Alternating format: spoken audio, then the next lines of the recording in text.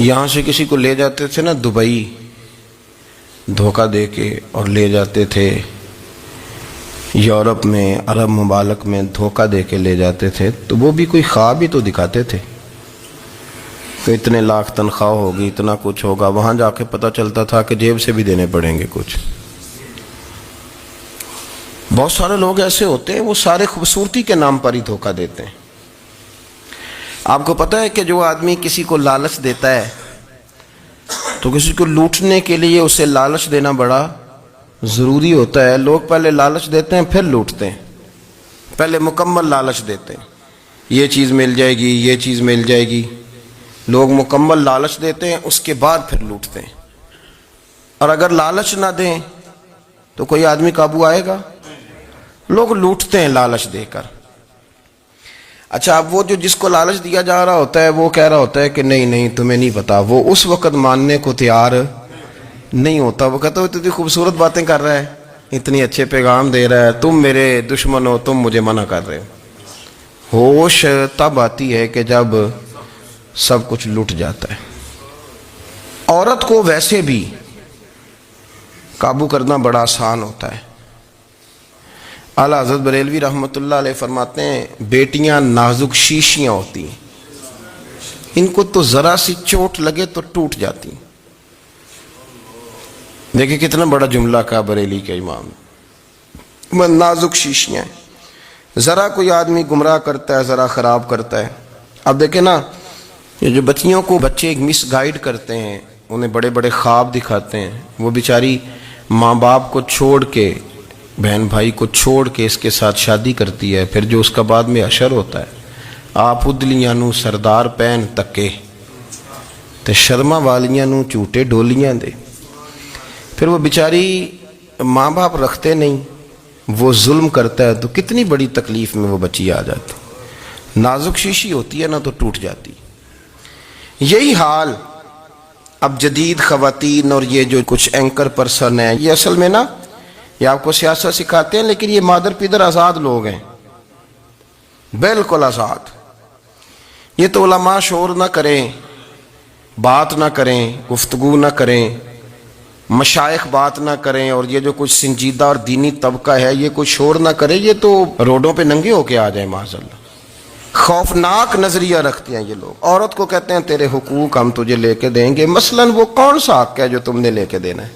میرے نبی کریم صلی اللہ علیہ وسلم اس کو بیٹی بھی بنایا ہے، اس کو بہن بھی بنایا ہے، اس کو ماں بھی بنایا ہے، اسے بیوی کا عالی شان رتبہ بھی عطا فرمایا ہے۔ اور چونکہ بیٹی کا بھی حق بڑا بیان کیا جاتا ہے، بہن کا بھی، ماں کا بھی، اور بیوی کے معاملے میں لوگ سمجھتے ہیں کہ زیادہ بات نہیں کرنی چاہیے، شاید مسئلہ خراب ہو جائے۔ حالانکہ نبی پاک صلی اللہ تعالیٰ علیہ وسلم نے بیوی کے بارے میں پتہ کیا فرمایا؟ فرمایا جب تم نکاح کر لیتے ہو تو اپنا ایمان محفوظ کر لیتے ہو۔ اب میں اس کی شرح نہیں کرتا، اب خود کر لیجئے گا کہ وہ ایک ایسی شخصیت ہوتی ہے کہ جس کی موجودگی میں آپ کا ایمان محفوظ ہے۔ اب میں نہیں سمجھتا کہ اس سے بڑی بات کوئی اور ہو سکتی ہے، جس کی موجودگی میں آپ کا ایمان، اور بھئی یہ حدیث پاک عرض کر رہا ہوں، نکاح جب کوئی کر لے تو اس نے اپنا ایمان مکمل کر لیا۔ اس کا معنی یہ ہوا کہ آپ کا ایمان محفوظ ہے اس کی موجودگی میں۔ تو اس سے زیادہ بھی، یعنی ایمان سب سے قیمتی چیز ہے نا، تو اس کے محفوظ ہونے کی وجہ حضور نے نکاح بیان کر دی۔ تو اب میرا خیال ہے بیوی اگر کوئی اس سے بڑا حقوق مانگے گی تو بیوقوفی کرے گی۔ اتنا بڑا درجہ نبی کریم نے اسے عطا کر دیا، اتنا بڑا مقام دے دیا کہ تو خاوند کے ایمان کے محفوظ ہونے کا ذریعہ بن گئی ہے۔ عورت کو جو حقوق رسول کریم صلی اللہ تعالی علیہ وسلم نے عطا فرمائے، نبی پاک نے جو حقوق دیے، دیکھیں نا، حضرت عبداللہ ابن عمر رضی اللہ تعالیٰ عنہ کی اہلیہ بیمار تھی، تو جلدی جلدی سے وہ آئے، تو جب بہت جلدی ہو، سفر بڑا شدید تھا، تو آپ نے جلدی سے نماز ادا کی، جلدی سے چلے۔ آپ کے خادم کہنے لگے حضور خیریت ہے؟ فرمایا میری بیوی بیمار ہے۔ تو اس نے عرض کی حضور آپ کی اہلیہ بیمار ہے، تو آپ نے نماز بھی جلدی سے پڑھی، سفر بھی جلدی جلدی کیا۔ تو فرمانے لگے یہ وہ چیزیں ہیں جو ہمیں مدینے والے رسول نے سکھائی۔ آپ اس کیفیات کو سمجھیں کہ حضور صلی اللہ علیہ وسلم نے درس دیا۔ اور پھر ایک اور بہت بڑی بات، یہ فضیلت کسی اور کو نہیں دی، جو عورت کو حضور نے فضیلت دی، یہ فضیلت کسی اور کو نہیں دی. کبھی حضور نے فرمایا کہ تمہارا ابا تمہارے ساتھ بہت سخت رویہ کرے تو تم نے اس کو اس سختی پر داد دینی ہے. فرمایا چلو اگر وہ زیادتی بھی کرے تو تم نے اس کے ساتھ سلوک اچھا ہی کرنا ہے. لیکن آپ ایک بات کو سمجھے نا کہ بچے کے بارے میں، بیٹے کے بارے میں، بیٹی کے بارے میں فرمایا 10 سال کے ہو کے نماز نہ پڑھیں تو سختی کرو، تمہارا ڈنڈا بھی لٹکنا چاہیے. بہت ساری جگہوں پہ بہت سارے لوگوں کے لیے سختی کا حکم دیا، لیکن عورت کے لیے حضور نے جو جملے کہے، اصل میں ہم سمجھتے ہیں کہ یہ ایک بات ہے، مشہور ہو گئی ہے روایت حدیث، تو بس اس کے پس منظر پر اور جملوں کے حسن پر شاید معاذ اللہ غور کرنے کی ضرورت نہیں. ذرا اس لفظ کی تاثیر پر غور کریں. حضور نے فرمایا عورت ٹیڑھی پسلی سے پیدا کی گئی ہے، یہ ٹیڑھی ہے، اس کو سیدھا کرنے کی کوشش کرو گے تو ٹوٹ جائے گی. تو حضور پھر ہمارے لیے حکم کیا ہے؟ فرمایا جیسی ہے تم اسی کے ساتھ نبھا کرو. آپ سمجھیں کہ اتنا محفوظ حضور نے درجہ دے دیا بی بی کو، اتنا محفوظ کہ فرمایا غلطی بھی ہو تو میرے غلاموں تم اس کے ساتھ نبھا کرو، گزارا کر لو. کو کیا اور حق چاہیے عورت کو جس کو اس کی غلطیوں سمیت نبی پاک نے قبول کرنے کا حکم دے دی کہ اس کی کمزوریوں سمیت قبول کر لو. اب اس کو اور کیا کوئی کمزوریوں سمیت قبول کرتا ہے؟ کبھی آپ دکان پہ بیٹھے ہو تو آپ کہیں بھی اس میں یہ بھی غلطی، میرے مال میں یہ بھی کمزوری ہے، یہ بھی کمزوری ہے، یہ بھی کمزوری ہے، تو کر لے قبول. کرتا ہے کوئی؟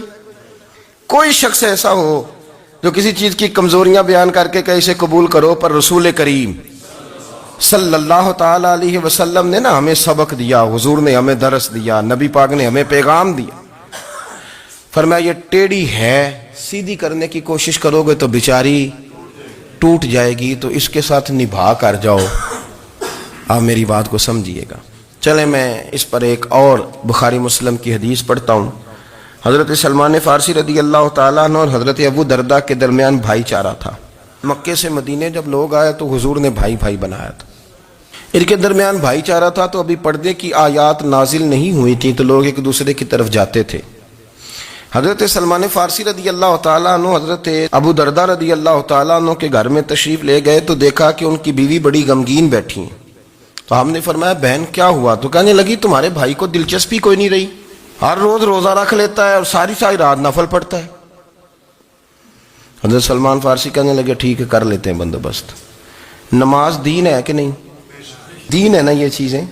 لیکن حضرت سلمان فارسی جناب ابو درداء سے کہنے لگے آج میں نے تیرے گھر میں رہنا رات کو، کیونکہ وہ تو ساری رات نماز پڑھتے تھے، نفل پڑھتے تھے. انہوں نے کہا ٹھیک ہے. ایک بستر لا کے بچھا دیا حضرت سلمان فارسی کے لیے. سلمان فارسی فرمانے لگے دوسرا بھی لا. کہا وہ کیا کرنا ہے؟ فرمانے لگے تو نے بھی سونا ہے، میں نے بھی سونا ہے، تو نے بھی سونا ہے. عشاء پڑھیں گے اور پھر دونوں سوئیں گے. کہا میں نے تو نماز پڑھنی ہے. فرمایا تہجد کے وقت اٹھ کے پڑھیں گے، اللہ کے رسول بھی رات آخری حصے میں جا کے نماز پڑھتے ہیں. ادھر ساتھ سلا لیا. وہ تھوڑی کو دیر سوئے، اب عادت تھی ساری رات اٹھنے کی، ذرا اٹھنے لگے بستر سے تو حضرت سلمان فارسی فرمایا چپ کر کے سو جا، وہ بڑی رات پڑی ہوئی، چپ کر کے سو جا. وہ لیٹ گئے، پھر اٹھنے لگے تو فرمایا سو جا چپ کر کے، بڑا ٹائم ہے. سحری کے وقت اٹھے، نفل پڑھے. ان کا ارادہ تھا روزہ رکھنے کا، تو فرمانے لگے کل رکھا تھا نا نفلی روزہ؟ جی رکھا تھا. پرسوں بھی رکھا تھا، ترسوں بھی رکھا تھا. فرمایا آج نہیں رکھنا، آج میں تیرا مہمان ہوں، سارا دن کٹھے مل کے روٹیاں کھائیں گے، آج نہیں روزہ رکھنا. سلا دیا. اب حضرت ابو درداء رضی اللہ تعالیٰ عنہ کہہ تو کچھ نہ سکے، پر کہنے لگے سلمان تم پتہ تم کیا کر رہے ہو؟ نہ تم نے مجھے رات اٹھ کے زیادہ نفل پڑھنے دیے، سویرے روزہ نہیں رکھنے دیا. تو حضرت سلمان فارسی کہنے لگے کوئی لمبی بات تو نہیں نا؟ چلتے ہیں نا ابھی فجر میں مسجد نبی میں، تو نبی پاک کو بتاتے ہیں. سرکار دو عالم علیہ السلام کی خدمت میں تو اپنی بات کرنا، میں اپنی کروں گا. حضور نتیجے کا اعلان فرما دیں گے، بات طے ہو جائے گی. حاضر خدمت ہوئے، عرض کی یا رسول اللہ صلی اللہ تعالی علیہ وسلم یہ ساری رات نفل پڑھتے ہیں، ہر روز روزہ رکھتے ہیں، ان کی اہلیہ غمگین بیٹھی ہیں، حکم فرمائیں. تو نبی پاک صلی اللہ علیہ وسلم نے فرمایا پھر ہوا کیا؟ یا رسول اللہ میں نے رات سلایا ہے، سحری میں اٹھایا ہے، سویرے روزہ نہیں رکھنے دیا. نبی پاک نے فرمایا سلمان فارسی نے ٹھیک کیا، سلمان فارسی نے ٹھیک کیا. پھر حضور نے فرمایا، نبی کریم نے فرمایا ابو درداء تیرے اوپر اگر اللہ کا حق ہے، اس کے رسول کا حق ہے، دین کا حق ہے، تو فرمایا تیری آنکھ کا بھی تیرے اوپر حق ہے، تیرے وجود کا بھی تیرے اوپر حق ہے. یہ حضور نے فرمایا تیرے بچوں کا بھی تیرے اوپر حق ہے, تیری بیوی کا بھی تیرے اوپر حق. اس حق کو بھی سمجھے. حقوق اللہ بھی ہیں, پر تیری آنکھ کا بھی تیرے اوپر. کیا مانا کہ تیری آنکھ سونا چاہتی ہے تو اسے سلا بھی. تیرے وجود کا بھی تیرے اوپر حق. تو تیرا وجود آرام کرنا چاہتا ہے تو اسے آرام بھی کرا. اور پھر وہاں نبی پاک صلی اللہ علیہ وسلم نے فرمایا میں تم سب, سننا یہ لفظ حدیث کے, حضور نے اسی موقع پر فرمایا میں تم سب سے زیادہ اپنے رب کو جانتا ہوں اور میں تم سب سے بڑھ کر اپنے رب سے ڈرتا ہوں. حضور فرمانے لگے میں روزہ بھی رکھتا ہوں, افطار بھی کرتا ہوں, یعنی کبھی رکھتا ہوں اور کبھی نہیں رکھتا. فرمایا میں نفل بھی پڑھتا ہوں اور اپنی بیویوں کو وقت بھی دیتا ہوں. سرکار مسجد میں بھی آتے تھے, نواسوں کے ساتھ کھیلا بھی کرتے تھے, ان کے ساتھ پیار بھی کرتے تھے. تو اتنے بڑے حقوق حضور نے بیان فرمائے عورتوں کے کہ تمہاری بیوی کا بھی تمہارے اوپر. لو ایک حدیث بخاری کی اور یہاں بیان کر دیتا ہوں. ایک شخص نے آ کے عرض کی یا رسول اللہ صلی اللہ تعالی علیہ وسلم جہاد کے لیے تیاری ہو گئی ہے, صفیں بن رہی ہیں, مجاہدین کی تیاری ہے, تو میرا بھی نام لکھ دیا گیا ہے مجاہدوں کی لسٹ میں, لیکن یا رسول اللہ صلی اللہ تعالی علیہ وسلم میری بیوی نے حج کی تیاری کر لی ہے اور میرے دوستوں نے صحابہ نے میرا نام مجاہدین کی لسٹ میں لکھ دیا, تو میرے لیے کیا حکم ہے؟ یہ بخاری مسلم ہے. تو نبی پاک صلی اللہ تعالی علیہ وسلم نے فرمایا جہاد پہ کوئی اور چلا جائے گا تو بیوی کے ساتھ حج کرنے جا, اسے محرم کی ضرورت ہے, وہ تیرے بغیر کیسے جائے گی؟ مجاہدین کو تو اور مجاہد مل جائے گا, پر تو اپنی بیوی کے ساتھ جانا. نبی پاک صلی اللہ علیہ وسلم نے مرد کو محافظ بنایا ہے, عورت کو مرد کا قیدی نہیں بنایا, بلکہ عورت کو حفاظت عطا کی اور مرد کو اس کا محافظ بنایا. اب بچیاں آزاد ہونا چاہتی ہیں, اور آزادی بھی وہ والی کہ جو بنیادی طور پر آزادی نہیں, فحاشی ہے. میں نے بہت پہلے کہا ہے کہ اسلام بیٹیوں کو قیمتی سمجھتا ہے. جس بندے کے پاس 20 تولے سونا ہو وہ چوک میں لے کے نہیں آتا, وہ قیمتی چیز ہے, اس نے چھپا کے رکھی ہوتی ہے. تو جو نبی پاک صلی اللہ علیہ وسلم کا کلمہ پڑھنے والے بیویاں, اسلام انہیں قیمتی سمجھتا ہے, کہتا ہے کہ تم قیمتی ہو لہذا گھر کے اندر رہو, تم باہر نہ ہو. لیکن عورتیں ہیں کہ ان کو بلا وجہ لوگ خراب کر دیتے ہیں اور بلا وجہ وہ اس مغالطے کا شکار ہو جاتی ہیں. اب آگے بڑھتے ہیں. قرآن مجید نے سورہ نور کی آیت نمبر 30 میں کہا کہ کل للمؤمنین یغضوا من ابصارہم, فرمایا کہ اے محبوب علیہ السلام مومن مردوں سے کہہ دو کہ اپنی نظریں جھکا کے رکھیں, اپنی نظریں. اور اگلی آیت میں فرمایا وَقُلْ لِلْمُؤْمِنَاتِ یغضضن من ابصارہن, فرمایا کہ اے محبوب مومن عورتوں سے بھی کہہ دو کہ اپنی نظریں جھکا. مرد بھی اپنی نظر جھکا کے رکھے گا عورت کی طرف, لیکن یہ ساری پابندی صرف مرد پر نہیں, عورت بھی غیر محرم کا چہرہ نہیں دیکھے گی, اس پر بھی اسی طرح نظر جھکانے کا حکم ہے جس طرح کے وہ ہر دکاندار کو بھائی جان کہہ کے گفتگو کرنے کی اس کو بھی اجازت نہیں ہے کہ وہ بھی وہ سمجھے کہ پابندی تو مرد نے کرنی تھی, میں نے تھوڑی کرنی تھی. وہ جس کے پاس جائے, جہاں بھی جائے, ڈاکٹر کے پاس جائے, باہر جائے, تو وہ جس طرح مرضی اس کا دل چاہے وہ بات چیت کرے, اس کی عورت کو بھی اجازت اسلام نہیں دیتا. بنیادی طور پہ اسلام شرم و حیا کا دین ہے, حیا کی بات کرتا ہے. حیا کی جب ہم تعریف کرتے ہیں تو حیا کی تعریف یہ ہے کہ کوئی کبھی چیز دیکھ کے نا تو آپ کی طبیعت میں کراہت محسوس ہو, آپ کوئی غلط جملہ منہ سے نکالتے ہوئے ذرا جھجکیں, آپ کوئی غلط بات کرتے ہوئے تھوڑا بوجھ محسوس کریں. ہمارے ہاں تیزی سے فروغ پایا ہے بے حیائی نے. سنگیوں کی محفلیں, یاروں کی محفلیں, اس میں غلیظ گفتگو ہوتی ہے, الا ماشاء. جن دوستوں کو بڑی پاک صاف گفتگو کرنی چاہیے. دوستی کا رشتہ بڑا مقدس رشتہ ہے, جو یہاں ایک دوسرے سے پیار کریں گے جنت میں بھی اکٹھے داخل کیے جائیں گے. شرط یہ ہے کہ پیار اللہ رسول کی رضا کے لیے ہو, لیکن اس کے اندر اگر آپ کی گفتگو کچی ہو, کمزور ہو, فحاشی والی ہو, عریانی والی ہو. وہ ہمارے ہاں تو اب اس کو لوگ فیشن سمجھتے ہیں, اس کو مردانگی کی علامت سمجھتے ہیں کہ وہ جی ساری باتیں جی وہاں ہو گئیں اور جس کا جو جی چاہا اس نے کہا. آپ جب حیا کے دائرے میں ہوتے ہیں تو آپ خود بھی سکون محسوس کرتے ہیں. دیکھیں نا, آپ کو نیند سکون سے کہاں آتی ہے؟ جہاں کمرہ بند ہو, چاروں جانب دیوار ہے, اوپر چھت ہے, خالی دروازہ بھی کھلا ہوا ہونا تو جب بندہ سکون لینا چاہتا ہے تو کہتا ہے یار ذرا دروازہ ذرا بند کر دو.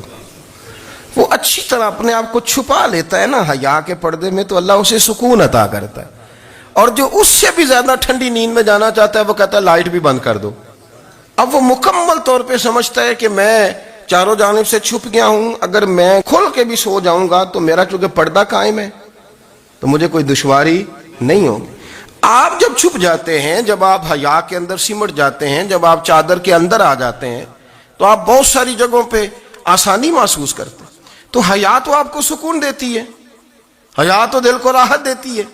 میں بڑی ذمہ داری سے بات عرض کرتا ہوں, قرآن مجید نے نا ایک مقام پہ مذاق کو, ایک مزاح ہوتا ہے خوش طبی, وہ نہیں مذاق, مذاق اڑانا. قرآن پاک نے نا مذاق کو ایک جگہ پہ جاہلوں کا طریقہ بھی قرار دیا ہے. بنی اسرائیل کے لوگوں سے حضرت موسیٰ نے کہا کہ گائے ذبح کرو اور ایک ٹکڑا مقتول کو مارو, زندہ ہو کے خود بتا دے گا مجھے کس بندے نے قتل کیا. تو کہنے لگے آپ ہمارے ساتھ مذاق کر رہے ہیں.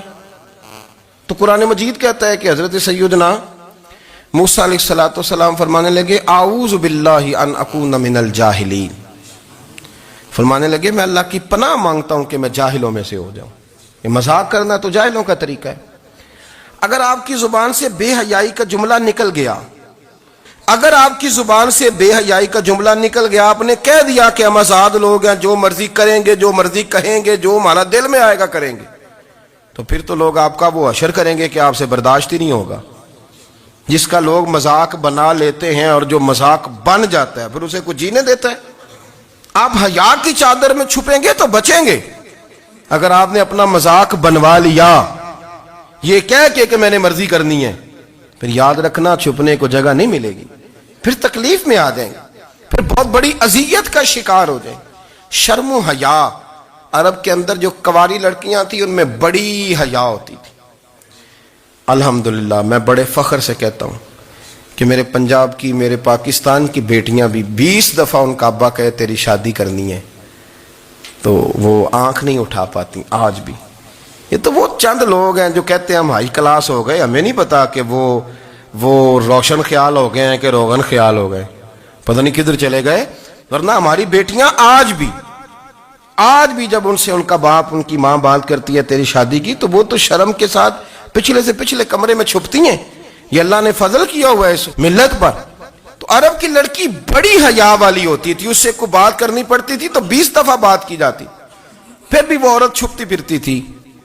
حضرت عائشہ صدیقہ رضی اللہ تعالیٰ عنہ فرمانے لگیں میرے نبی پاک صلی اللہ علیہ وسلم عرب کی کنواری لڑکیوں سے بھی زیادہ حیا کرنے والے. قاضی اعجاز مالکی نے, شیخ عبدالحق محدث دہلوی نے, دیگر بزرگ جو سیرت نگار گزرے انہوں نے لکھا ہے کہ نبی پاک صلی اللہ علیہ وسلم کے اندر 100 مردوں سے زیادہ طاقت تھی. 100 مردوں سے زیادہ طاقت. اب جو بات کہنے لگا ہوں, جو نتیجہ دینے لگا ہوں, اس پر خاص توجہ آپ فرمائیں گے. ذرا فکری طور پر, نظریاتی طور پر ایک چیز کو سمجھیے. ہم سمجھتے ہیں کہ جوان لڑکا ہے جی جو مرضی کرے, عمر ہے جی. آپ ذرا بات پر غور کیجئے گا کہ حضور صلی اللہ علیہ وسلم میں طاقت 100 مردوں سے زیادہ ہے اور حیا کنواری لڑکیوں سے بھی زیادہ ہے. ذرا اس بات کا تقابلی جائزہ کیجئے گا کہ طاقت 100 مرد سے زیادہ ہے لیکن حیا کنواری لڑکی سے بھی زیادہ ہے. اس کا معنی یہ ہوا کہ جس ٹہنی کو پھل زیادہ لگ جاتے ہیں وہ جھکا کرتی. تو حیا تو حسن ہے, حیا تو آپ کو پاک صاف کرے گا, حیا تو آپ کو نرالا کرے گا, انوکھا کرے گا. وہ ہمارے ایک دانشور ہے, تم نے مضمون لکھا, کئی باتیں بڑی پسند آتی ہیں. وہ کہتے ہیں کہ میری اہلیہ, ان کو بھی کسی نے نا مس گائیڈ کر دیا تھا, حالانکہ اچھی خاتون ہے, کسی نے مس گائیڈ کر دیا. تو وہ بھی سماجی اور ویلفیئر اور یہ خواتین کو شوق ہوتا نا بننے کا, تو وہ بھی سماج کے اندر اچھا مقام تلاش کرنے کے موڈ میں آ گئی. تو کئی ایک دن جانا تھا تو بڑی بن سور کے میرے ساتھ وہ گاڑی میں بیٹھ گئی. تو میں گاڑی میں, عورتوں کو یہ بھی مسئلہ ہوتا ہے نا کہ ہماری تعریف کرو, تو کئی دفعہ بعض مردوں بیچاروں کو جھوٹ بولنا پڑتا ہے, تو زبردستی کراتی ہیں نا جی. تو اس میں گنجائش بھی دی ہے شریعت نے گنجائش دی ہے کہ کبھی بیوی کو راضی کرنے کے لیے خلاف واقعہ بات کرنی پڑے تو کر لینی چاہیے. تو وہ کراتی بھی ہیں. 3 موقع پر خلاف واقعہ بات کرنے کی اجازت ہے. واقعے کے خلاف بھی آپ بات کر سکتے ہیں. جنگ کے موقع پر دو لوگوں کو صلح کرانے کے لیے اور بیوی کو راضی کرنے کے لیے کر لیں کوئی ایسی بات, بے شک اپنی طبیعت پہ جبر کر کے کر لیں, گنجائش ہے, اجازت ہے. تو وہ کہتے ہیں جب وہ گاڑی میں میرے ساتھ بیٹھی بن سور کے, تو وہ تقاضا کرنے لگی کہ میں نے مطلب بڑے اچھے کپڑے پہنے ہیں پر آپ نے توجہ نہیں کرائی. وہ سیانا بندہ تھا, وہ چاہ رہا تھا کہ میری خاتون سمجھ جائیں.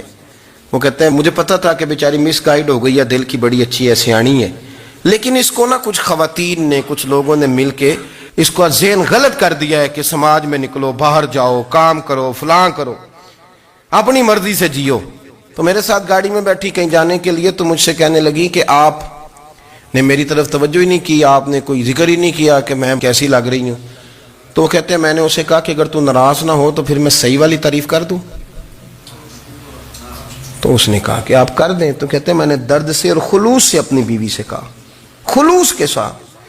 میں نے کہا میں تو روز گھر ہوتا ہوں, روز شام کو گھر ہوتا ہوں, اگر تو میرے لیے تیار ہوتی تو میں تیری تعریف کرتا, لیکن آج تو باہر جانے کے لیے تیار ہوئی, تو پھر ان سے تعریف کی امید رکھ جن کے لیے تو نے تیاری کی ہے. میرے لیے تیاری کرتی تو میں تو ہر شام تیرے پاس ہوتا ہوں. کہتے وہ میرے لفظوں میں درد تھا تو وہ بھی رو پڑی. اور کہنے لگی آپ گاڑی روک دیں, مجھے باہر جا کے کسی کو راضی نہیں کرنا, میں نے اسے راضی کرنا ہے جس کو رب کریم نے میرا شوہر بنایا اور میرے لیے منتخب کیا ہے, میرے ماں باپ کو. میں واپس لوٹتی ہوں. یہ ایک پہلو ہے سلگتا ہوا, اس کو سمجھا جائے. رسول کریم صلی اللہ علیہ وسلم عرب کی کواری لڑکیوں سے زیادہ حیا والے تھے, کواری لڑکیوں سے زیادہ حضور حیا فرمایا کرتے تھے. جب خانہ کعبہ کی مکہ شریف میں تعمیر ہو رہی تھی نا, اہل عرب اس کو تعمیر کر رہے تھے, تو نبی پاک صلی اللہ علیہ وسلم اپنے چچا حضرت عباس کے ساتھ خانہ کعبہ کی تعریف میں مصروف تھے. تو عرب کے لوگ چونکہ لمبا کرتا پہنتے تھے پیروں تک, تو نیچے اگر کسی وقت کوئی چیز نہیں بھی ہوتی تھی تو کسی کو وہ نظر نہیں آتی تھی, چونکہ پردہ رہتا تھا, ایک لمبا کرتا پہنا ہوا ہوتا تھا. تو جب بچے, سرکار کی عمر مبارک بھی ابھی تھوڑی تھی, تو اس طرح بچے جب نکلتے تو وہ کئی دفعہ اپنی تہمت اتار دیتے نیچے سے, اور کوئی مزدوری کرنے لگتے تو 3-4 طے کر کے نا تہمت کی کندھے پہ رکھ لیتے, جس طرح کبھی دیہاتوں میں لوگ کپڑا سر پہ رکھتے تھے کہ اوپر اگر کوئی وزنی چیز رکھیں گے تو وہ تکلیف نہیں دے گی. نبی پاک صلی اللہ علیہ وسلم بھی سب لوگوں کے ساتھ خانہ کعبہ کی تعمیر میں شامل تھے. تو حضرت عباس رضی اللہ تعالیٰ عنہ نے کہا حضور سے, ابھی اللہ نے نبوت بھی نہیں فرمایا تھا, بھتیجے آپ بھی تہمت اتاریے, یہ صحیح مسلم میں حدیث موجود ہے, اور اس کو کندھے پہ رکھ لیجیے, آپ اینٹیں اٹھا کے لا رہے ہیں تو ذرا آپ کو تکلیف نہیں ہوگی. تو سرکار دو عالم صلی اللہ علیہ وسلم سے یہ بات کہی, اور پھر جلدی سے حضور کی تہمت کو نکال کے نا, حالانکہ لمبا کرتا پہنا ہوا ہے, تو وہ جیسے ہی ان کے کندھے پہ رکھا اینٹیں رکھنے کے لیے, تو سرکار تو زمین پہ گر گئے, بے ہوش ہو گئے, آنکھیں آسمان کی طرف, اور پھر حضور پکار رہے ہیں آزاری آزاری آزاری, میرا تہمت دے دو, میرا تہمت دے دو. کبھی کوئی شخص اس وجہ سے بھی بے ہوش ہوا ہے کہ میرے وجود سے کپڑا اتر گیا ہے, حالانکہ سرکار پر وہ بے ہوشی بھی نبی پاک کا وہ جو غلبہ ہے نا شرم و حیا کا, اس کی وجہ سے ہوئی. ورنہ تو حضور فرماتے ہیں کہ میری آنکھیں سو جاتی ہیں, دل تو میرا اس عالم میں بھی جاگتا رہتا ہے. تو سرکار زمین پہ تشریف لے آئے, آنکھیں میرا تہمت دے دو, میرا تہمت دے دو. تو جلدی سے انہوں نے تہمت دیا, تو حضور نے باندھ لیا. پھر طبیعت مبارک میں تسلی ہوئی. یعنی ہم اس رسول کے غلام ہیں کہ جن کے تو وجود سے کپڑا اتر جائے تو حضور برداشت نہیں کرتے, قبول نہیں فرماتے, تکلیف شروع ہو جاتی. لیکن یہاں نوجوان ہیں اور بڑا قد کاٹ ہے اور بڑے بڑے سمجھدار لوگ ہیں, گرمی آتی ہیں تو شارٹ کپڑے پہن کے گھومتے ہیں. ان کو خیال نہیں کہ یہ وہ والا لباس ہے جو باہر تو کیا گھر میں اماں کے سامنے نہیں پہننا چاہیے, بہنوں اور بیٹیوں کے سامنے نہیں پہننا چاہیے. آپ کی گفتگو میں شرم و حیا ہو, آپ کے لب و لہجے کے اندر حسن ہو. آپ کو پتہ ہے نبی پاک صلی اللہ علیہ وسلم نے فرمایا میری امت میں سب سے زیادہ حیا کرنے والے عثمان غنی ہیں. عثمان غنی سب سے زیادہ حیا کرنے والے. آپ فرمایا کرتے تھے جب سے حضور کا چہرہ دیکھا ہے میں نے کبھی اپنی شرمگاہ بھی نہیں دیکھی, میں نے آنکھوں کا وضو نہیں توڑا, اور جب سے حضور کے دست مبارک میں نے بیعت کے لیے سیدھا ہاتھ بڑھایا تو پھر سیدھا ہاتھ میں نے کبھی گندگی کو نہیں لگایا. حیا آپ باتھ روم کے اندر بھی غسل فرماتے تھے تو کپڑوں سمیت کرتے تھے. کسی نے کہا حضرت جی واش روم کے اندر کیوں نہیں کپڑے اتارتے؟ آپ فرمانے لگے باہر بندوں سے حیا کرتا ہوں، اندر جاتا ہوں تو رب سے حیا آنی شروع ہو جاتی، وہ تو دیکھ رہا ہے نا.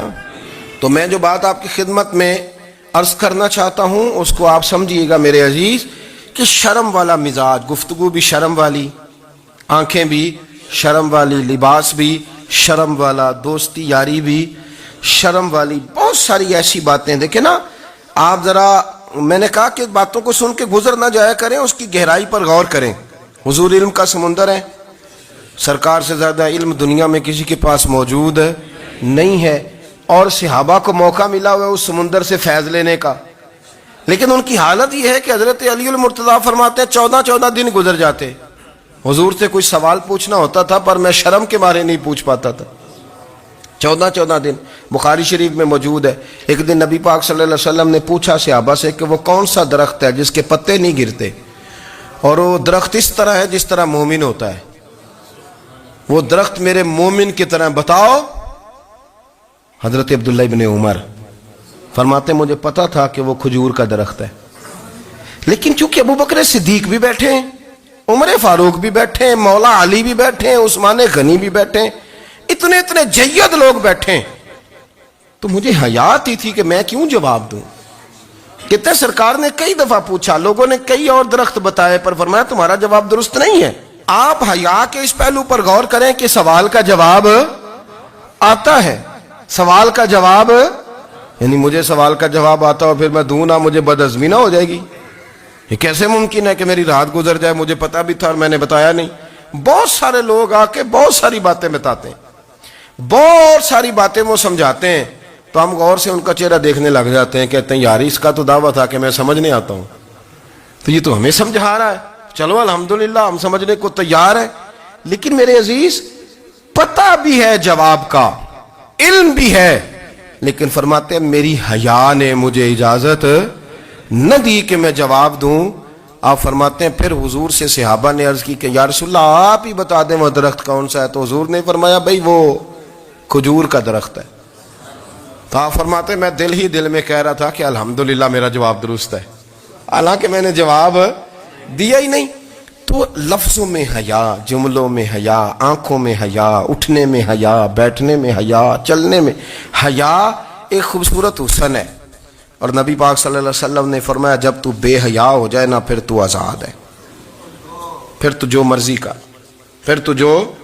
اس لیے بزرگ جب کسی کو بے حیا کہتے تھے نا، اللہ اکبر، اور جب کسی کو کہتے تھے نا یہ بے حیا ہے تو لوگ سمجھتے تھے کہ کوئی ہلکی سی بات کر دی ہے، لیکن ان کا معنی یہ ہوتا تھا کہ بس بھائی اب اس کے ساتھ کوئی کلام کرنے کی ضرورت ہے، اس کو اب اصلاح کی ضرورت نہیں، یہ بے حیا ہے. کیا معنی؟